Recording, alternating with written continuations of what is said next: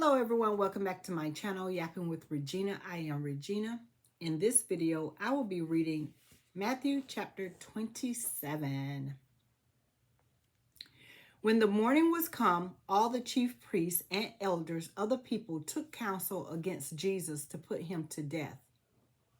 And when they had bound him, they led him away and delivered him to Pontius Pilate, the governor. Then Judas, which had betrayed him, when he saw that he was condemned, repented himself and brought again 30 pieces of silver to the chief priests and elders, saying, I have sinned in that I have betrayed the innocent blood. And they said, what is that to us? See thou to that. And he cast down the pieces of silver in the temple and departed and went and hanged himself. And the chief priests took the silver pieces and said, it is not lawful to put them into the treasury, because it is the price of blood. And they took counsel and bought with them the potter's field to bury strangers in. So with the money that Judas used to deceive Jesus, the priests bought property, which was called the potter's field, and they used that field to bury strangers. Verse 8, wherefore that field was called the field of blood unto this day. The field of blood, because with those 30 silver pieces, Judas betrayed Jesus, and Jesus had to shed his blood. Verse 9, then was fulfilled that which was spoken by Jeremy, the prophet, saying, and they took the 30 pieces of silver, the price of him that was valued, whom they of the children of Israel did value, and gave them for a potter's field, as the Lord appointed me. And Jesus stood before the governor. And the governor asked him, saying, art thou the king of the Jews? And Jesus said unto him, thou sayest. And when he was accused of the chief priests and elders, he answered nothing. Then said Pilate unto him, hearest thou not how many things they witness against thee? And he answered him to never a word, insomuch that the governor marveled greatly. So, the king, they were, and the governor, people, they're making all these false claims against Jesus. Jesus didn't fight it. He didn't say a word. He didn't say a word until, only when, at this time in the Bible, only when the governor said, he said, and the governor asked him, saying, art thou king of the Jews? Jesus says, thou sayest, if you say so. That's all he said at that time. Verse 15. Now at that feast, I want to go back. So this is an example of sometimes let people talk. You don't have to defend your right. You don't have to dispute anything. Sometimes you just got to let people talk, because please believe they will reap the reward for what they're saying against you.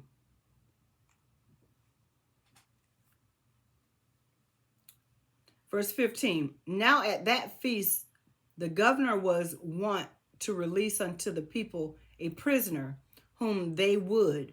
And they had then a notable prisoner called Barabbas.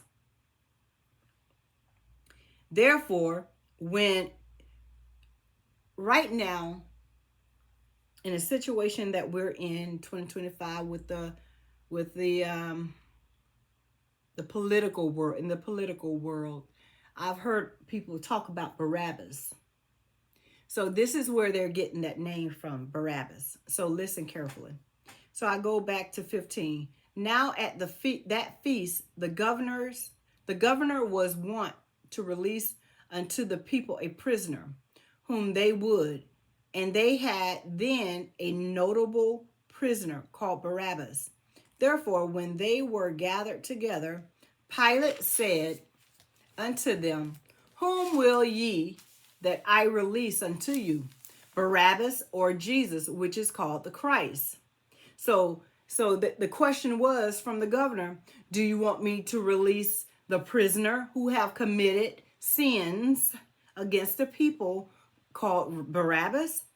Or do you want me to release this innocent man called Jesus the Christ? Can you guess what the people wanted? Can you guess what the people wanted? This is why a lot of people is bringing up this story now in the political times that we're having now. Verse 18, for he knew that for envy they had delivered him. When he was set down on a judgment seat, his wife sent unto him, saying, have thou nothing to do with the just man? For I have suffered many things this day in a dream because of him. That's the governor's wife. She had been having dreams, and she had been being tormented in a dream, saying, this man is being accused falsely. This man is meaning Jesus. Jesus, the Christ, is being accused and judged falsely. Verse 20, but the chief priests and elders persuaded the multitude that they should ask Barabbas and destroy Jesus. The governor answered and said unto them, whether of the twain will ye that I release unto you? They said Barabbas. The governor asked the people, which one do you want? Is it Jesus the Christ, who is falsely accused, or is it Barabbas, who have sinned against many? The people wanted Barabbas. They preferred the criminal, over Jesus the Christ. Isn't that interesting? That's what the people wanted. That's what the people asked for. Verse 22, Pilate said unto them, what shall I do then with Jesus, which is called Christ? They all say unto him, let him be crucified. That's what the people said to the governor. They said, let Jesus the Christ be crucified and release the criminal who have already sinned against the people, who have did many wrongs to the people. They rather release him and kill Jesus the Christ, who did no wrong. Isn't that something? Isn't that something?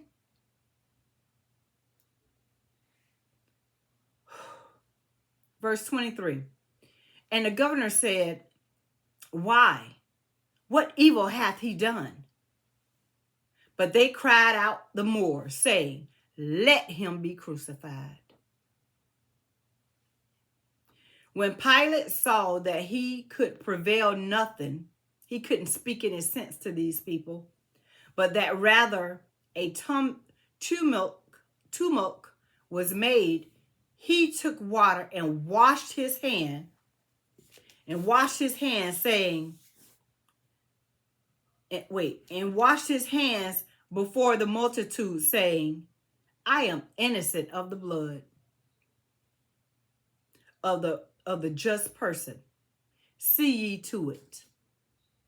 He said, the blood is on y'all hand, not my hand. I'm asking y'all. And the governor said that Jesus is an innocent man.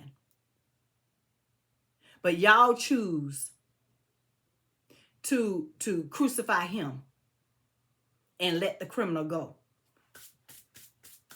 It's on y'all. It's not on me. It's on y'all. Because he was listening to the people. It was their custom.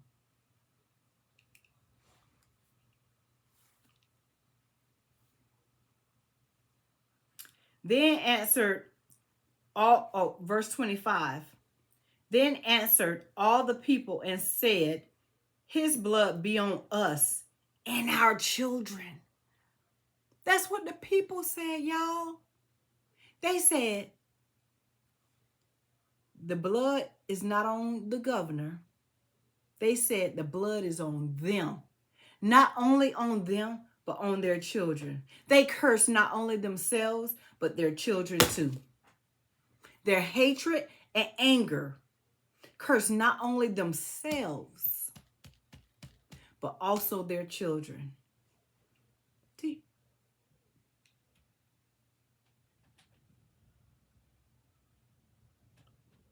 Don't ever wonder why the world is the way it is. Don't ever wonder why people are so evil spirit the way that they are.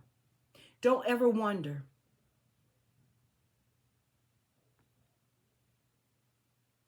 It's all a curse.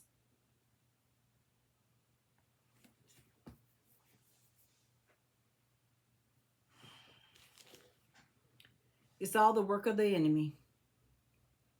It's all the work of your choices that not only hinder you or affect you, but also your lineage, also your children and your children's children. So be mindful of the choices you make in your life, because it doesn't only affect you. Holy Ghost, hallelujah.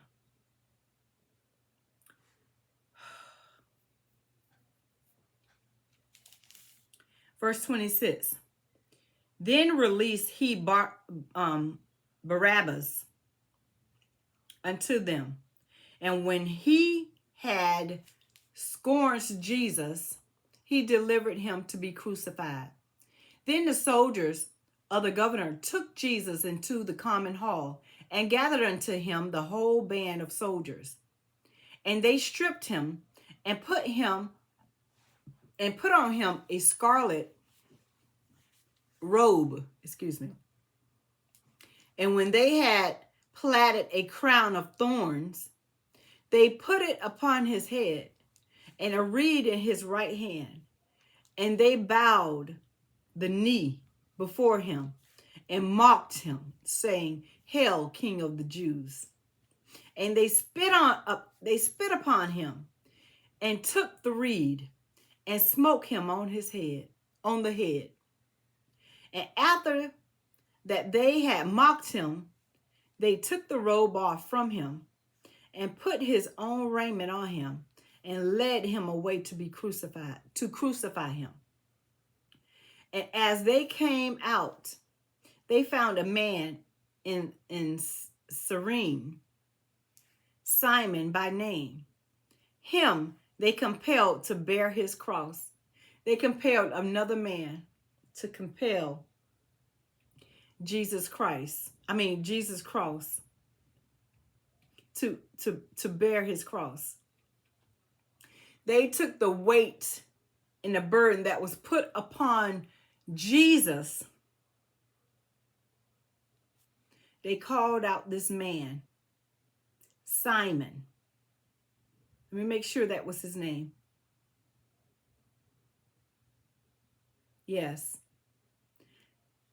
They called upon a man called Simon and had him bear the cross with Jesus.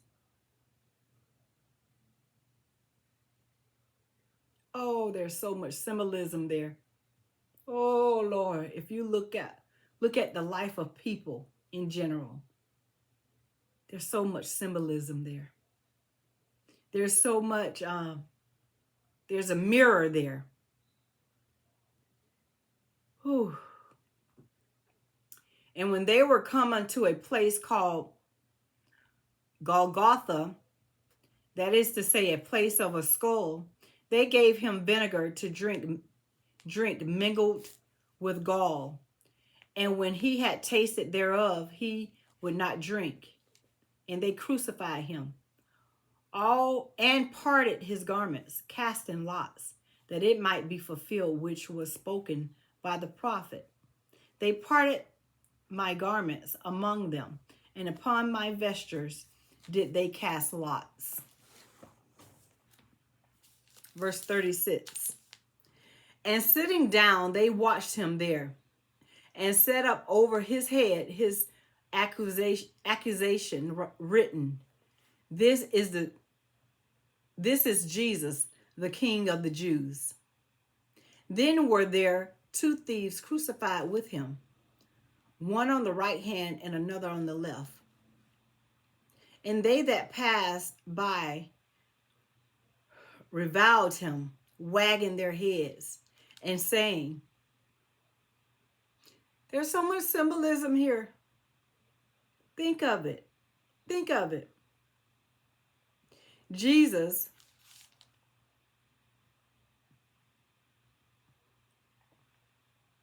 being crucified,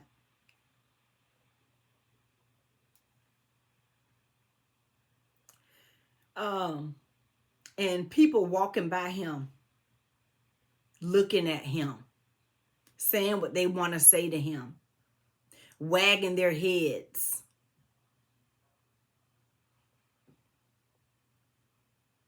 And saying,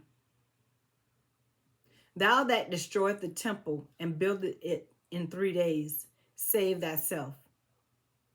If thou be the Son of God, come down from the cross. Likewise, also the chief priests mocking him, which the scribes and the elders said. These are the church folks, the religious folks doing all this. Ooh, the symbolism is real. He saved others. Himself he cannot save. If he be the King of Israel, let him now come down from the cross, and we will believe him. He trusted in God. Let him deliver him now, if he will have him, for he said, I am the Son of God. The thieves also, which were crucified with him, cast the same in his teeth. Now from the 6th hour there was darkness over all the land until the 9th hour. So from the 6th to 9th hour, the land turned dark. The sky turned dark. Verse 46. And about the 9th hour, Jesus cried with a loud voice, saying, Eli, Eli, lama sabachthani. That is to say, my God, why hast thou forsaken me?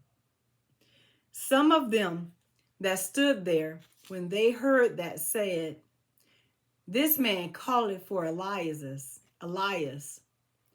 And straightway one of them ran and took a sponge and filled it with vinegar and put it on a reed and gave him to drink.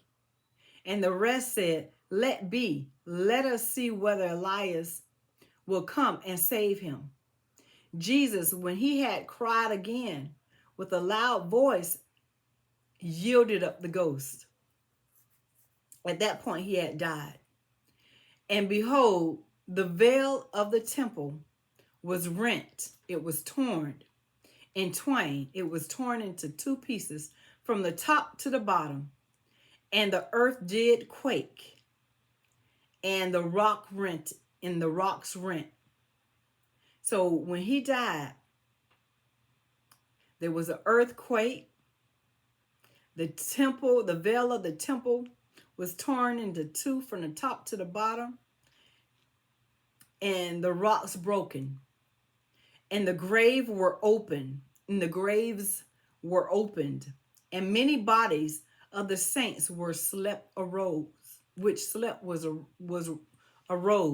So they began to see people who had died rise up and came out of the graves after his resurrection and went into the holy city and appeared upon many. So many people began to see those who had already died.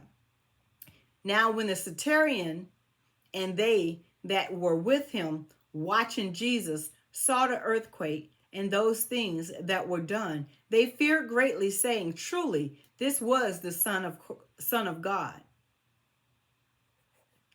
And many women were there beholding afar off, which followed Jesus from Galilee, ministering unto him.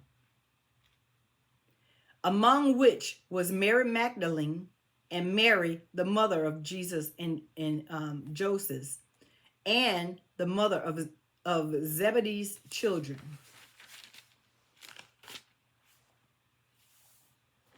When the evening was come, there came a rich man of Arimathea, I may not have said that word right, named Joseph, who also himself was Jesus' disciple. So Joseph was a rich man. He went to Pilate and begged the body of Jesus. Then Pilate commanded the body be delivered.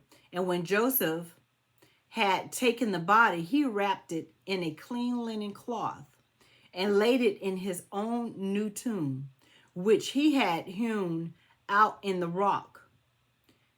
And he rolled a great stone to the door of the sepulchre and departed. And there were Mary Magdalene and the other Mary sitting over against the sepulchre. Now the next day that followed, the day of the preparation, the chief priests and Pharisees came together unto Pilate, saying, Sir, we remember that the deceiver, who they're talking about Jesus, said, while he was yet alive, after 3 days, I will arise again. So they remember what he said. And command, therefore, that the sepulchre be made sure until the 3rd day, lest his disciples come by night and steal him away, and say unto the people, he is risen from the dead. So the last era should be worse than the first. So the people went to the governor, Pilate, saying, I remember when Jesus said that after 3 days he would be risen. So we ask you, Pilate, that you guard the sepulchre for 3 days, because so that the disciples won't steal his body and pretend that he had rose on the 3rd day. And they said that because if the people believed that he had risen the 3rd day, then they would believe Jesus even more before they believed him while he was alive. And so Pilate did that. So verse 65, Pilate said unto them, yeah, have a watch. Go your way, make it as secure as you can. So they went and made the sepulchre sure, sealing the stone and setting a watch. So they went away. Pilate agreed. He said, okay, go ahead and watch. So they went and watched over or guarded the tomb, which in the Bible they call sepulchre. They guarded that tomb for 3 days to ensure that no one would come in and steal Jesus' body and profess a false claim that Jesus had risen on the 3rd day. That was their plan. And that is what they did. But God had other plans. It would have worked if Jesus was lying, but Jesus was not lying. And I will read more about that in chapter 28 in my next video. Until then, take care, everyone, and God bless you all.